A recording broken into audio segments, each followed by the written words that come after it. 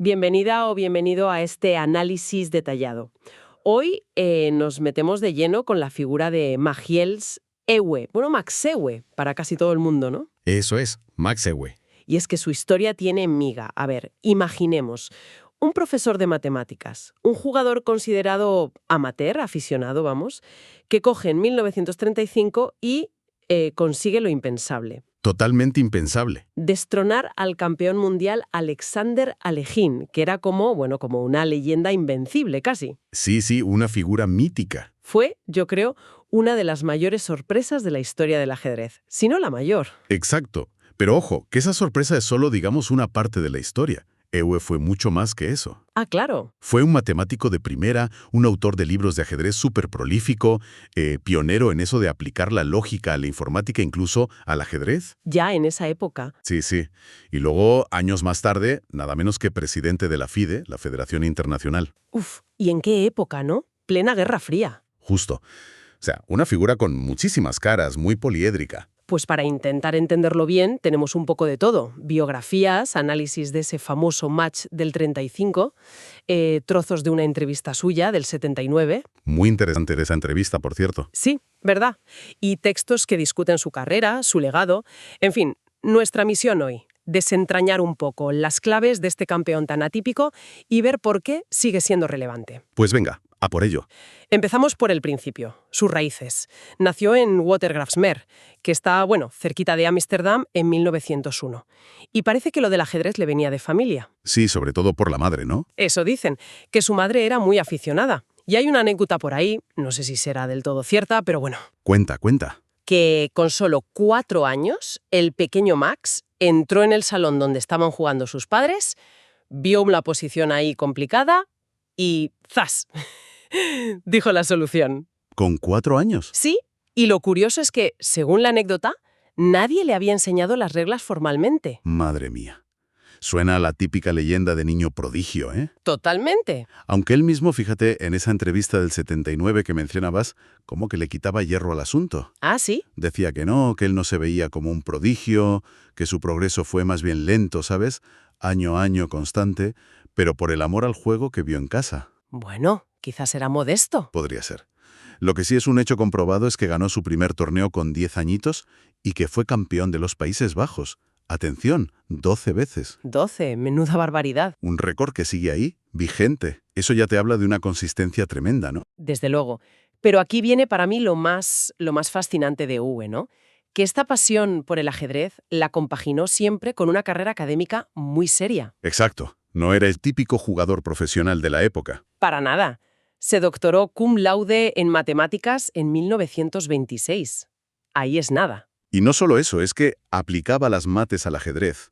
Publicó análisis sobre teoría de juegos, usando conceptos matemáticos como la secuencia Thue-Morse para explorar cosas como, bueno, la posibilidad teórica de partidas infinitas. ¡Qué curioso! O sea, conectaba sus dos mundos. Totalmente. Y mientras hacía todo esto, ¿qué hacía? Pues dar clases de matemáticas. Primero en Rotterdam, luego en Ámsterdam, en un liceo femenino. Imagínate, ser alumna suya y que tu profe de mates sea de repente campeón del mundo de ajedrez. Debía ser alucinante. Una situación curiosa, sí. Mantuvo siempre ese estatus de amateur, de aficionado. Incluso siendo ya campeón mundial, siguió dando clase. Sí, siguió con sus clases. Y eso, claro, le afectaría a la hora de jugar torneos, ¿no? Pues imagínate, limitaba muchísimo su participación internacional. Básicamente solo podía competir en serio durante las vacaciones escolares. Claro. De hecho, uno de sus primeros triunfos importantes fue ganar el Campeonato Mundial Amateur, en La Haya, en 1928. Que visto ahora, pues ya apuntaba maneras, ¿verdad? Sí, era como un presagio.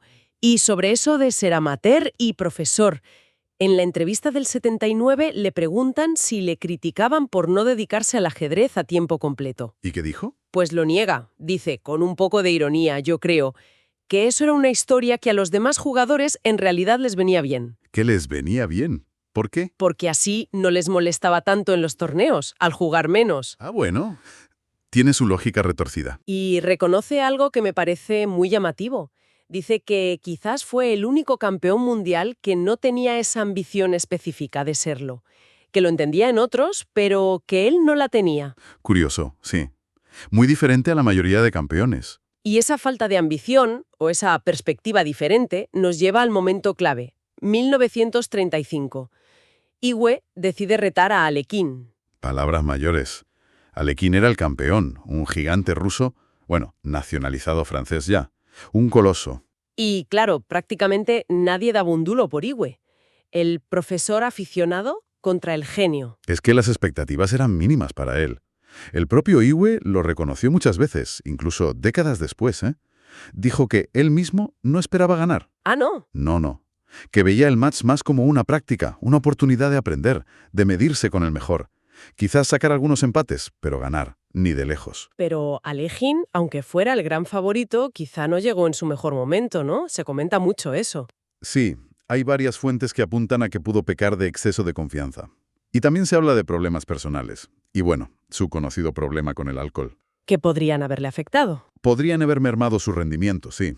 Ahora, también hay que ser justos con EV, ¿eh? Claro. Grandes maestros que analizaron las partidas después, gente como Kasparov o Kramnik, concluyeron que la victoria de EV fue merecida, que el nivel de juego fue alto, vamos, digno de un campeonato mundial. O sea que no fue solo que Alekhine estuviera mal. Exacto. No fue solo de mérito de Alekhine. EV jugó muy bien. Entonces, ¿cuál fue la clave? Si no era la genialidad pura de Alekhine, ¿qué hizo Ewe? Pues mira, yo creo que es sin duda la preparación. Metódica, concienzuda. A diferencia de Alekhine, que confiaba más en su talento natural, EV se lo curró. ¿Cómo? Se preparó durante más de un año. Y no solo, contó con ayuda importante. Tuvo 2 segundos de lujo, el austríaco Hans Kraumoch y el veterano maestro húngaro Geza Marozzi. 2 buenos analistas. Buenísimos. Juntos se dedicaron a estudiar a fondo las aperturas de Alekhine, a buscar cómo neutralizar su estilo tan agresivo. Y además, EV cuidó mucho la preparación física. Ah, ahí está la famosa foto boxeando. Esa es, que salió hasta en un periódico soviético diciendo que era el boxeador más fuerte de Holanda. Una exageración, claro. Hombre, claro. Pero era un símbolo, ¿no?, de que se tomaba en serio todos los aspectos, también el físico, la resistencia. Que iba a ser necesario, supongo. Y tanto que lo fue, porque el encuentro fue una maratón, física y mental. 30 partidas. ¿30? A lo largo de 80 días, y viajando por 13 ciudades holandesas. Madre mía, qué desgaste. Imagínate, un test brutal de resistencia. Y Alekhine empezó fuerte, dominando al principio. Lo normal, ¿no? Sí, pero EV no se hundió. Aguantó, remontó, demostró una solidez, una consistencia lógica tremendas. Y al final el resultado fue súper ajustado. Muy ajustado. 15,5 a 14,5 para EV. 9 victorias para él, 8 para Alekhine y 13 empates. Increíble. Y además, fue pionero en algo técnico, ¿verdad? Sí, fue el primer campeonato mundial donde se usaron oficialmente segundos para analizar las partidas que se aplazaban. Durante los descansos, Kmoch y Marozzi trabajaban a destajo. Muy moderno para la época. Sí. Y luego están esos detalles que reflejan muy bien el espíritu de entonces y ese carácter amateur de EV. ¿Cómo cuál es? Pues que al ganar le dieron una corona de laurel, un honor. Pero la pasta, los 10.000 florines del premio, fueron para Alekhine, el perdedor. ¿En serio? No me digas. Tal cual. Y la ciudad de Ámsterdam, como gesto, le dio libre lo que quedaba de curso. Pero EV tuvo que buscarse un sustituto para sus clases en el liceo. ¿Y pagarlo él? Y pagarlo él de su bolsillo. Increíble. Es alucinante.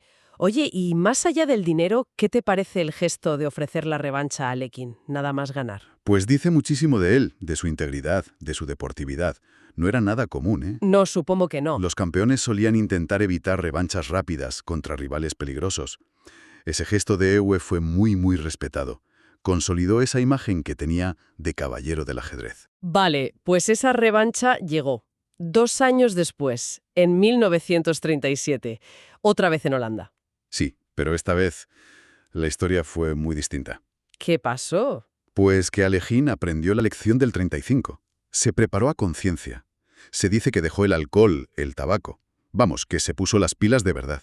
Llegó en forma. En plena forma. Y recuperó el título de manera muy convincente.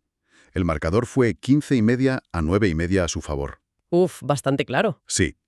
EV, en cambio, parece que se vino abajo hacia el final. Perdió 4 de las últimas 5 partidas. Su reinado fue, bueno, efímero.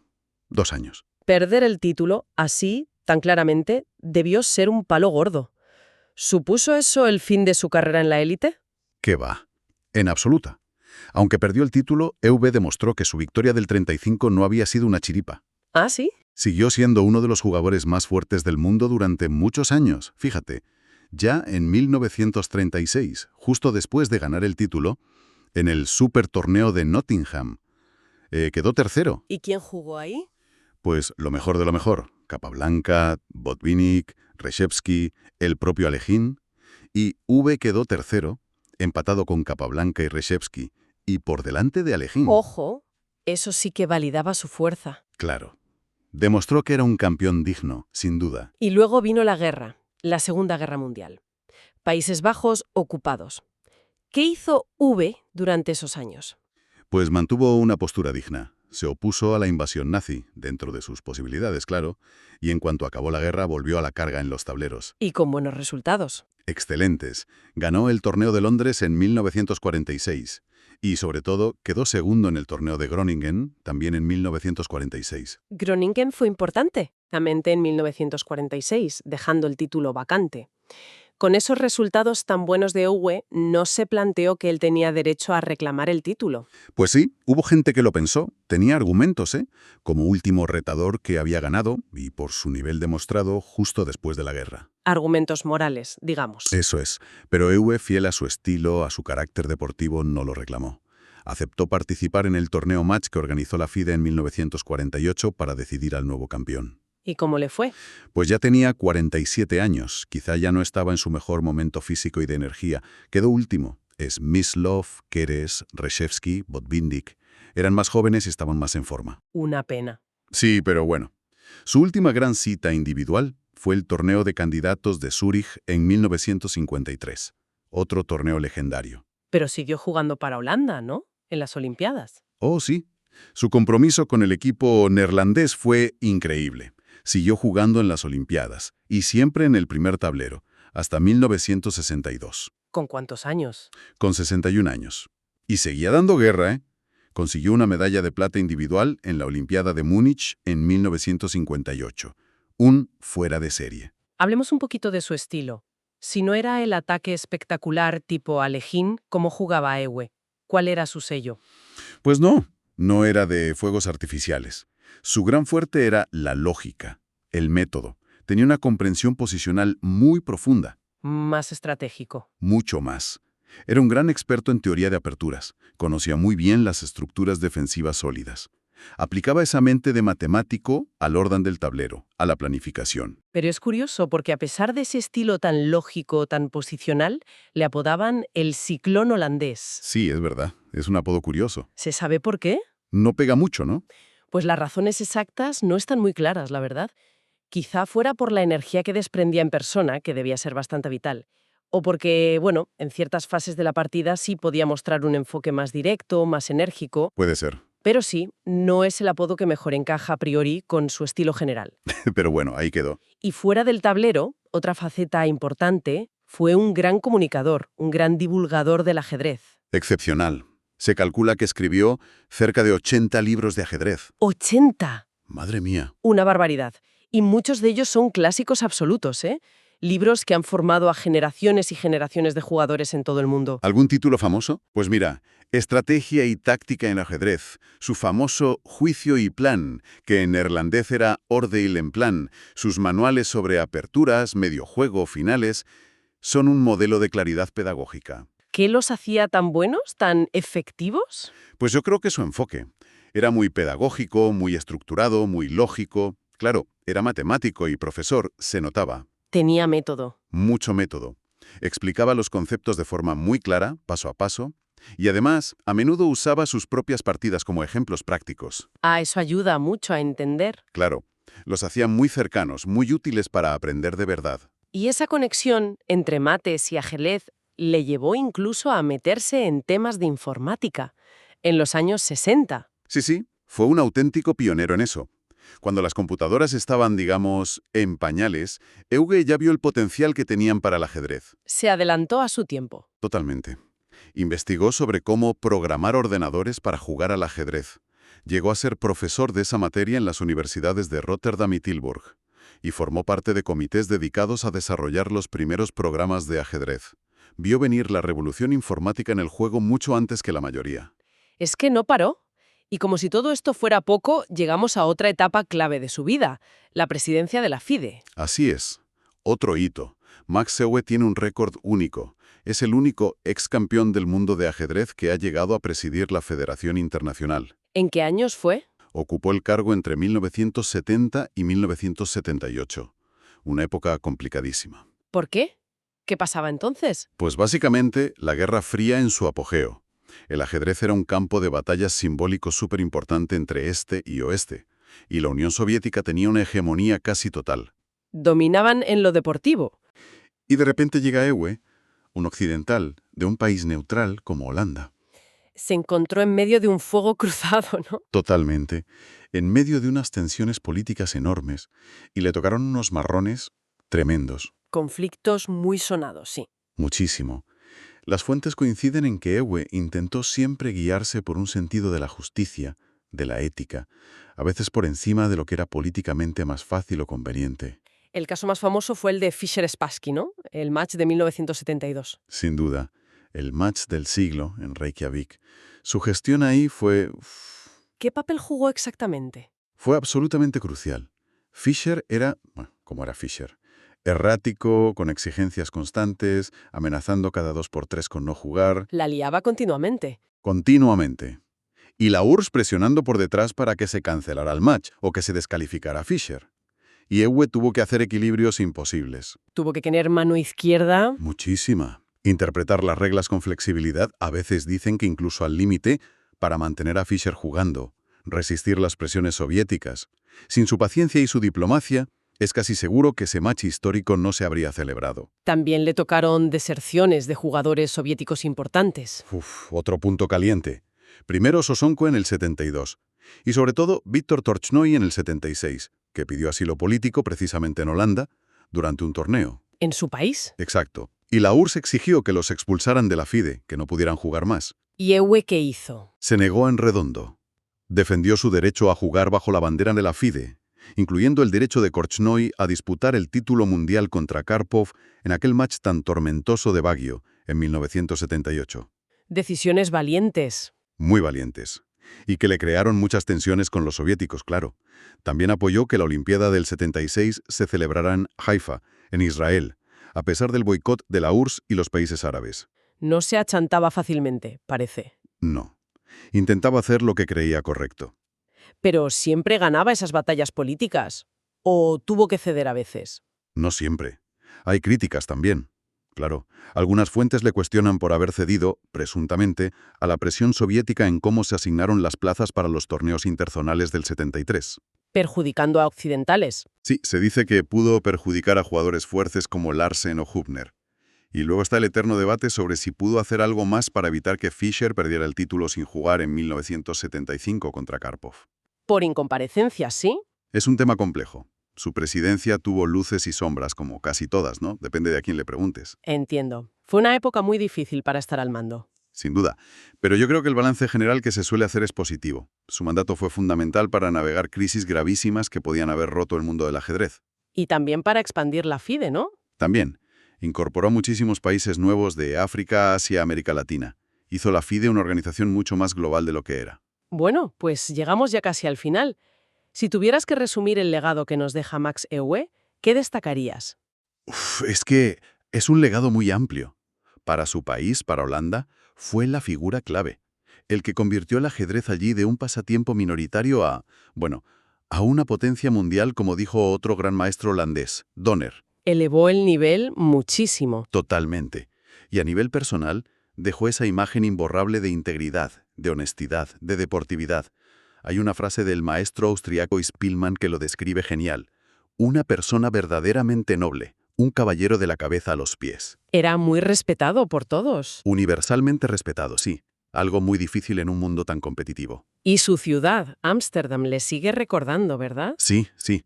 En la Max Euwe Plein, que es una plaza bastante céntrica cerca de Leidseplein, está el Max Euwe Centrum. ¿Qué es? Pues es un centro de ajedrez que sigue activo, con un pequeño museo dedicado a él, una biblioteca especializada enorme. Es un homenaje vivo, no solo una estatua. Qué bien. Y también existe el anillo V, el de Webrin, que es un premio muy prestigioso que se da a gente que hace contribuciones importantes al ajedrez en los Países Bajos.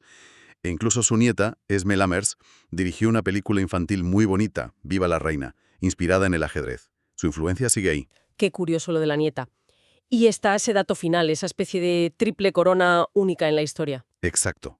Es que es la única persona, que sepamos, en toda la historia del ajedrez que ha conseguido ser campeón del mundo absoluto, campeón del mundo amateur y presidente de la FIDE. Las tres cosas. Las tres cosas. Un logro extraordinario que simboliza esa capacidad tan rara de combinar, ¿no?, el intelecto científico puro, la excelencia en la competición al más alto nivel y el liderazgo en la organización internacional. Casi nada. Pues sí. Max Euwe, el campeón que nadie esperaba, surgido del mundo amateur, el matemático riguroso que aplicó la lógica al tablero, el autor clarísimo que enseñó a jugar a miles de personas y el presidente íntegro que supo navegar la FIDE en sus años más tensos. Una figura, la verdad, muy singular. Y nos deja, yo creo, una pregunta interesante para darle una vuelta. Hoy en día, ¿sabes? Vivimos en un mundo, y no solo en el deporte, en muchas profesiones, que parece que exige una hiperespecialización casi obsesiva, una dedicación total, exclusiva, como si fuera el único camino para llegar a lo más alto. La única fórmula del éxito, sí. Exacto. Y entonces, ¿qué nos enseña el ejemplo de V?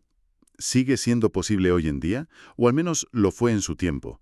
Alcanzar la excelencia máxima en un campo tan brutalmente competitivo como el ajedrez, mientras cultivas otra pasión intelectual profunda, como las matemáticas, y además mantienes firmes tus principios éticos frente a presiones enormes. Es una buena pregunta.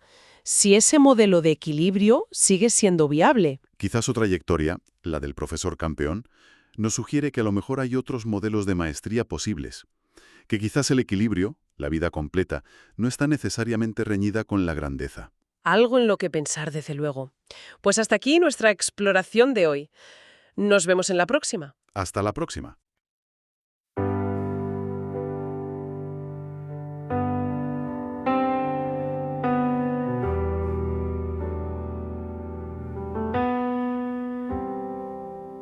Nací donde el agua besaba los pies,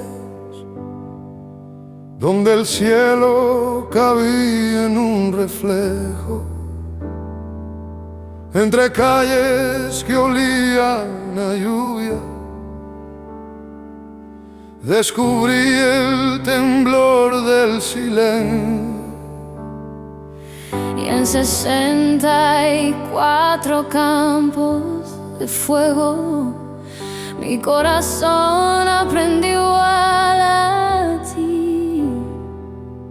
No era un juego, era un presagio, una forma de existir. Aprendí a escuchar cada sombra, a mover mis pasos sin tropezar. Entre libros, fórmulas y sueños, encontré mundos que nadie podía visitar. Cada partida era un río que ardía, cada error un puñal que dolía.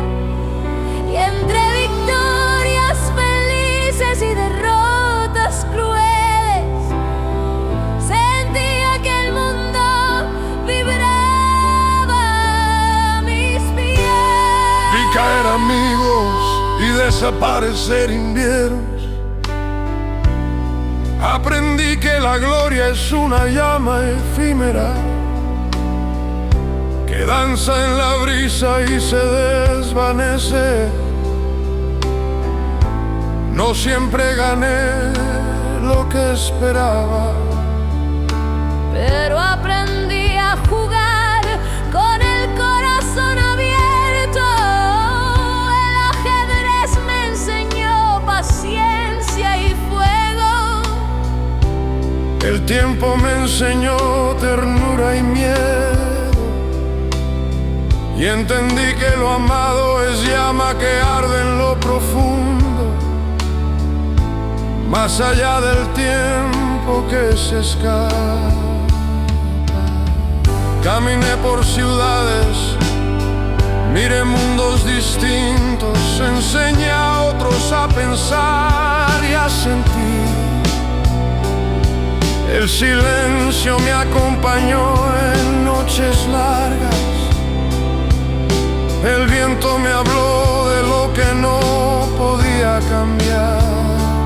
Cada partida, cada mano extendida, cada risa que se perdió en la distancia, me habló de la vida como guerra y poesía, y del corazón que graba sus huellas en el alma. Ahora al final tomo tu mano cálida y siento el mundo que alguna vez temí. Tus ojos me abrazan sin palabras, y en tu risa, en tu voz, mi vida sigue encontrando su refugio. Recorremos juntos este tiempo que queda, un refugio de silencios y besos sin prisa, donde el latido de nuestras almas se entrelaza y el mundo se reduce a este instante infinito. Cuando el tablero apague su último suspiro, no habrá derrota ni victoria, solo el silencio regresando a su origen. Cerraré los ojos lento, sin miedo. Como quien entrega la historia a su nombre, sabiendo que toda partida termina y que vivir fue al fin el poema más hermoso del tiempo.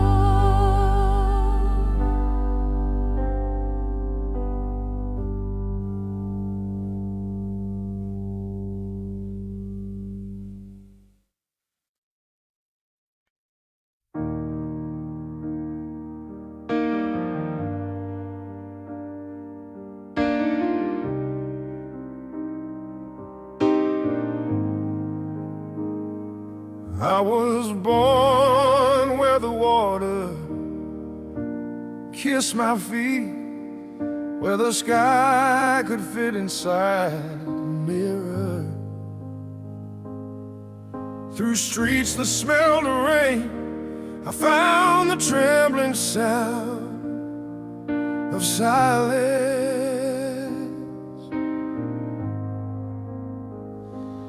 And on 64 burning fields, my heart learned how to bleed.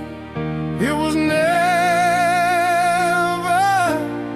just a game, but a sign of what I'd be. I learned to listen to each shadow, to move without falling behind. Through books, Through numbers, through dreaming, I found worlds no one else could find. every match was a river on fire, every loss cut deep like a blade. And through sweet victory and cruel defeats, I felt the world move moving beneath my feet. I saw friends fall and winters fade. I learned that glory is just a fleeting flame. That dances briefly in the breeze and disappears without a name. Not every dream was mine to keep, but I played with an open heart. Chess taught me patience and burning desire. Time taught me love and the fear to part. And I learned that what we love burns quietly in the deep. Beyond the reach of passing time, in the silence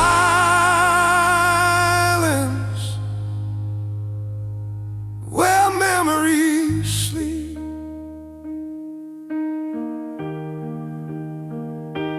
I walk through cities, watch new worlds unfold, taught others how to think, to feel, to be bold. Silence stayed beside me through endless nights. The wind whispered truths I could never rewrite. Each game, each hand that reached for mine, each laugh that faded with the time, Spoke of life as war and poetry, and the heart that carves its story deep inside. Lo, at the end, I take your gentle hand and feel the world I once feared to understand. Your eyes hold me, no words, just grace. Your voice, your smile, my resting place. We walk through time that softly remains, a shelter of silence, of kisses unchained. Where the rhythm of our souls entwines, and the world fades into this endless sign. When the board releases its final breath, there'll be no victory, no death. Only silence, returning home again.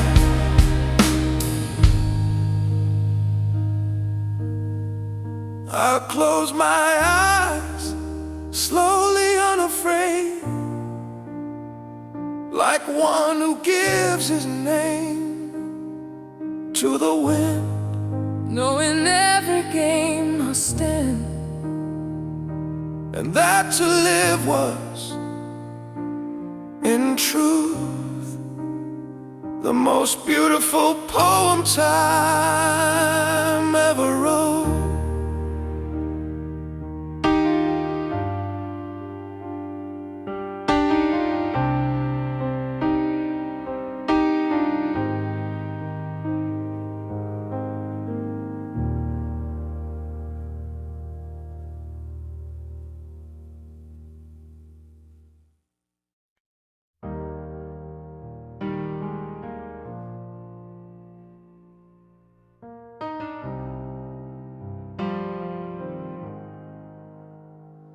Ik werd geboren waar het water mijn voeten kuste, waar de hemel in een spiegel kon rusten. Door straten die naar regen roken, vond ik het trillen van de stilte. En op 64 vurige velden leerde mijn hart te slaan. Het was nooit zomaar een spel, maar een teken van wie ik zou zijn. Ik leerde luisteren naar elke schaduw, te bewegen zonder te struinen. Door boeken, getallen en dromen Vond ik werelden die niemand kon zien. Elke partij was een rivier van vuur. Elke fout sneed diep als een mes. En tussen zoete overwinning en vrede verliezen voelde ik de wereld onder mijn voeten beven. Ik zag vrienden vallen en winters verdwijnen. Ik leerde dat roem slechts een vluchtige vlam is, die kort danst in de wind en zonder naam verdwijnt. Niet elke droom bleef de mijne, maar ik speelde met een open hart. Schaken leerde mij geduld en verlangen. De tijd leerde mij liefde en angst om te verliezen. En ik begreep dat wat we lief hebben stil brandt in de diepte. Voorbij de greep van het verglijdende uur. In de stilte waar herinneringen slapen. Ik liep door steden, zag nieuwe werelden ontstaan. Leerde anderen denken, voelen, verstaan. De stilte bleef bij me in eindeloze nachten. De wind fluisterde waarheden die ik niet kon veranderen. Elke partij, elke hand die de mijne vond. Elke lach die wegstierf met de stroom. Sprak van het leven als oorlog en poëzie. En van het hart dat zijn verhaal in de ziel kerft. Nu aan het einde neem ik jouw zachte hand en voel de wereld die ik ooit vreesde te verstaan.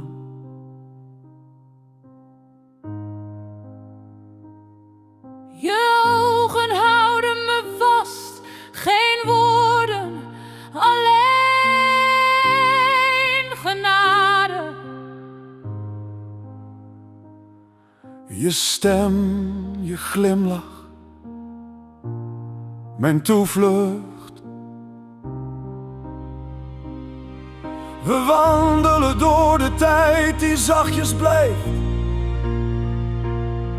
Een schuilplaats van stilte, van trage kussen.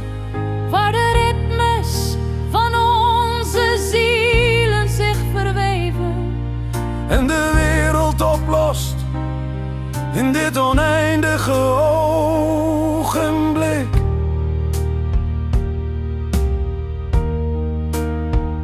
Oh, de laat bot zijn laatste adem uitblaast. Zal er geen overwinning zijn, geen nederlaag. Alleen de stilte die terugkeert naar haar oorsprong. Ik sluit mijn ogen, langzaam zonder angst. Als iemand die zijn naam aan de wind toevertrouwt. Wetend dat elk spel eindigt en dat leven uiteindelijk het mooiste gedicht was dat de tijd ooit schreef.